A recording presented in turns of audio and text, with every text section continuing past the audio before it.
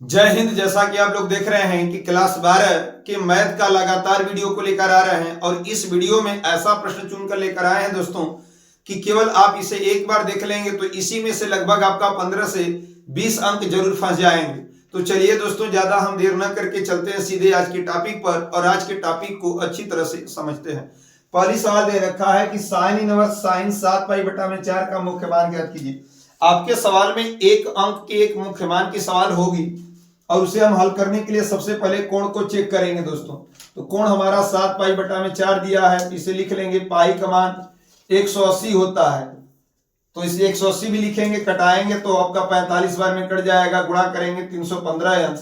अब देख रहे हैं आपके ये चतुर्थांश में है तो चतुर्थांश में से ही घटाना पड़ेगा कुछ, तो हम इसमें से 45 घटा देंगे तो हमारा 315 बच जाएगा और इसे हम लिख लेंगे 2 पाई। 360 को हम यानी 180 में 2 का गुणा करेंगे तो ही 360 होगा और इसे आप करेंगे π/4। लेकिन दोस्तों इसे करने से पहले ध्यान दीजिएगा कि इसे रब कार्य पे करिएगा, रब कार्य पे करके इसे काट दीजिएगा। फिर आपका सवाल यहां पे उतार लेंगे कि साइन इनवर्स साइन 7π/4। अब ध्यान देना है कि साइन इनवर्स साइन जो इसे आप लिख सकते हैं वो इसे आप तोड़ चुके हैं। यहाँ पे 2 पाई माइनस π/4। आप इसे अभी हल करेंगे तो 4 पाई, 4 गुना के 8 पाई में से 1 पाई घटेगा, 7π/4 होगा। यहाँ पे हो जाएगा दोस्तों साइन इनवर्स, लेकिन ये चौथे चतुर्थांश में, चौथे में कास और सेक प्लस होते हैं, यहाँ पे साइन है इसलिए यहाँ पे माइनस आगे कर देंगे। यहाँ हो जाएगा साइन, चतुर्थांश हट जाएगा, केवल बचेगा π/4। साइन से साइन इनवर्स कट जाएगा और आपका आंसर -π/4 होगा। और पहली सवाल आपकी लग गई तो इसे आप स्क्रीनशॉट ले लीजिएगा। इसी तरह से मुख्य मान को आप हल करिएगा। चलते हैं प्रश्न संख्या दूसरे की तरफ। प्रश्न संख्या दूसरा ध्यान दीजिएगा, दे रखा है इंटीग्रेशन करड़ी में 1 + sin 2x dx का मान। ये भी सवाल आपके एग्जाम की दृष्टि से महत्वपूर्ण है और ये सवाल को हम लिख लेंगे दोस्तों 1 + sin 2x * dx। अब 1 को आप तोड़ेंगे तो यहां पे आपको पता होना चाहिए कि sin square x plus cos square x बराबर 1। और यहां पे आप दिखा लेंगे कि sin 2x का फार्मूला होता है 2 sin x into cos x। इसे बोर्ड की कॉपी में ही लिख दीजिएगा, इसे दिखा दीजिएगा, कोई दिक्कत नहीं होगी, ध्यान दीजिएगा।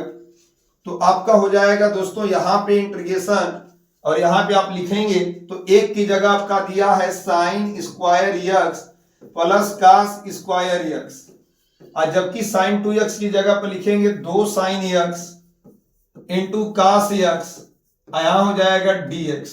अब आपका फार्मूला बन जा रहा है a² - b² + 2ab, a + b का होल स्क्वायर के रूप में बन रहा है। तो इसे आप लिखेंगे क्या कि यहाँ पे दोस्तों cos x plus sin x, इसके पूरे का होल स्क्वायर बन रहा है, इंटू हो जाएगा dx।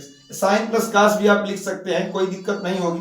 आपका करणी से स्क्वायर हट जाएगा तो यहाँ पे हो जाएगा cos x plus sin x, करणी से स्क्वायर हट गया है, इंटू dx। अब cos x का आप देखेंगे अवकलन करेंगे तो हो जाएगा minus sin x। cos x का केवल sin x समाकलन होगा और sin का हो जाएगा minus cos x। Plus c कर लेंगे और यही सवाल का, इस सवाल का आंसर हो गया। तो ये सवाल भी आपके पेपर के लिए दोस्तों इंपॉर्टेंट बनेगी, आप इसे जरूर देखकर ही जाइएगा एग्जाम में। तो चलिए इसका भी स्क्रीनशॉट लीजिएगा। चलते हैं प्रश्न संख्या तीसरे की तरफ। प्रश्न संख्या तीसरा में दे रखा है कि अवकल समीकरण y log y dx - x dy = 0 को हल कीजिए। अवकल समीकरण में एक नियम होता है दोस्तों कि x वाले को एक तरफ और y वाले को एक तरफ करते हैं, फिर उसके बाद हम समाकलन का चिन्ह लेंगे तब समाकलन करेंगे। तो यहाँ पे हम लोग का हो जाएगा, सवाल को उतारेंगे y log y into dx minus x dy = 0। चलिए इस वाले पद को उधर भेजिए तो आपका बचेगा y log y dx और ये माइनस में वो वाला पद जाएगा तो ये प्लस में हो जाएगा। बस दोस्तों आपका सवाल हल हो गई। y वाले यानी dy को ऊपर रखते हैं, dx को ऊपर रखते हैं, y वाले को एक तरफ भेजेंगे तो dy यहीं पर रहेगा तो ये नीचे हो जाएगा आपका y log y, और यहाँ पे आप dx को ऊपर रहने दीजिए। x वाले को भले x नीचे हो सकते हैं x और y, लेकिन dy और dx हमेशा ऊपर ही रहेंगे। अब दोनों पक्षों में समाकलन का चिन्ह लेंगे, दोनों पक्षों में समाकलन का चिन्ह लेने पर क्योंकि समाकलन का संकेत है dx dy, समाकलन का चिन्ह लेने पर तो यहां पे हो जाएगा दोस्तों 1/x इंटू डी एक्स, और इधर हो जाएगा 1/y log y into d y. ध्यान दीजिएगा जब यहाँ पे 1/x का हम समाकलन करेंगे तो केवल log x हो जाएगा, और वहां पे करेंगे दोस्तों तो log y को यदि आप माने हैं तो ही 1/y आया, 1/t का हो जाएगा log t, तो log और t को क्या माने थे log y। अब प्लस इस x के तरफ हम जोड़ते हैं, लेकिन याद रखिएगा इसमें यह ध्यान देना होगा दोस्तों कि इधर पहले इसको हम लिख ले रहे हैं log माड में log y, और यहां पे आपका हम log x, और c को हमें ये c जो है वो अपने से जोड़ते हैं, अचर समाकलन नियतांक होता तो हम c को log c भी लिख सकते हैं। तो यहां पे हो जाएगा log y, और ये दोस्तों log m plus log n बन गया, तो एक log लिख कर x इंटू सी कहीं में कर लेंगे, log से log कट गया तो बचा आपका, ध्यान दीजिएगा log y बराबर x इंटू सी। यदि आप यहाँ पे e बेस मान रहे हैं तो e बराबर, ध्यान दीजिएगा y बराबर हो जाएगा e उधर चला जाएगा, आधार बन जाएगा और x इंटू सी हो जाएगा, और यही सवाल का आंसर हो गया। तो इस सवाल का भी आप स्क्रीनशॉट ले लीजिएगा, ये भी सवाल आपकी एग्जाम की दृष्टि से महत्वपूर्ण होगी। तो चलते हैं प्रश्न संख्या 4 पर। प्रश्न संख्या 4 क्या दे रखा है, ध्यान दीजिएगा। प्रश्न संख्या 4 दे रखा है कि यदि a और b दो स्वतंत्र घटनाएं हैं जहां pa बराबर 3/10, pb बराबर 6/10, तो pa यूनियन b तथा pa इंटरसेक्शन b का मान ज्ञात कीजिए। यहाँ पे दोस्तों सबसे पहले a और b दो स्वतंत्र घटनाएं बोला है, तो हमें योग वाला फार्मूला याद होना चाहिए। तो यहाँ पे योग वाला हो जाएगा pa यूनियन b बराबर pa प्लस pb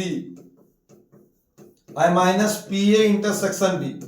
लेकिन जब भी स्वतंत्र होता है तो pa गुणते pb कर लेते हैं, तो यहाँ पे हम लिख लेंगे pa यूनियन b का मान निकालना है। pa का मान 3/10, यदि तोड़ना चाहते हैं तो और तोड़ लीजिए कि pa धन pb। अब ये स्वतंत्र बोला है, सवाल में लिख लीजिएगा a और b स्वतंत्र घटना है, तो यहाँ पे इसे तोड़ेंगे तो pa गुणते pb। स्वतंत्र जब जब बोलेगा तो इसे आप तोड़ लीजिएगा इंटरसेक्शन को दो फॉर्म में। pa यूनियन b बराबर, आप pa का मान दिया है 3/10 और इसका मान दिया है 6/10, और इसका मान दे रखा है 3/10, इसका मान 6/10। pa यूनियन b बराबर 3/10 अधन 6/10, अब माइनस गुणा करेंगे तो 36 18 बटा में हो जाएगा 100। यानी pa यूनियन b बराबर जब आप एलसीएम लेंगे तो एलसीएम आपका 100 होगा, 10 10 में 100 तो 30 हो जाएगा, 10 10 में 100, 10 6 60 हो जाएगा, यहाँ 18 हो जाएगा।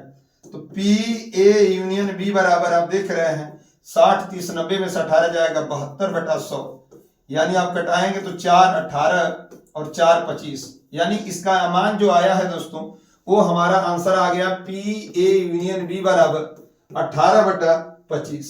18/25 ये आपका आंसर हो गया है। और दूसरा बोला है इंटरसेक्शन, तो इंटरसेक्शन में लिख लेंगे जब a वह b स्वतंत्र हो। क्या हो, स्वतंत्र हो।